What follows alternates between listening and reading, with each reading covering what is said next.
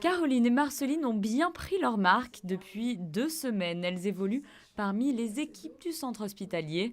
Ce projet solidaire est le fruit d'une coopération entre 3 associations, l'AMREF Flying Doctors, l'association Post-Conflict Development, Fightheads et le centre hospitalier Princesse Grace.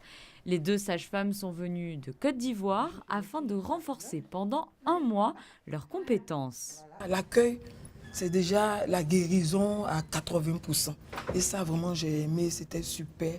Chez nous, on ne fait pas de rééducation du périnée. Il y a certaines activités qu'on ne fait pas, qu'on a essayé de découvrir ici. Et c'est intéressant. Je pense que nous allons exporter toutes ces choses, être aux petits soins des femmes, comme nous pouvons. Il ne faut pas se leurrer.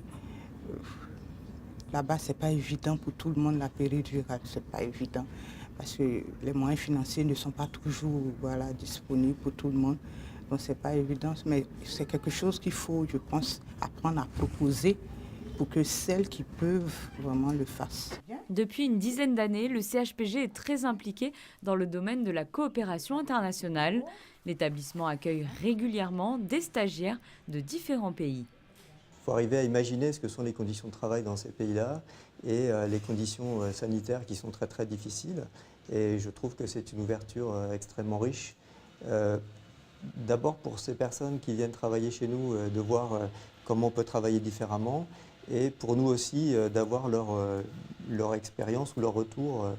Et nous y sommes très attachés depuis un certain temps parce qu'en dehors de l'expérience actuelle, nous avons déjà un partenariat, des échanges avec le Sénégal, avec notamment l'hôpital de Pikine dans la région de Dakar. C'est la première fois que ça se fait avec l'AMREF et des sages-femmes qui viennent de Côte d'Ivoire. Donc nous n'avions pas pour l'instant de cette expérience-là et c'est très intéressant. Aujourd'hui, une sage-femme formée selon les derniers standards peut fournir 87% des soins essentiels dont ont besoin les femmes et les nouveau-nés.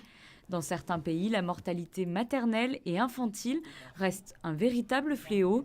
Les sages-femmes ont un rôle primordial pour améliorer les conditions de santé de la mère et de l'enfant.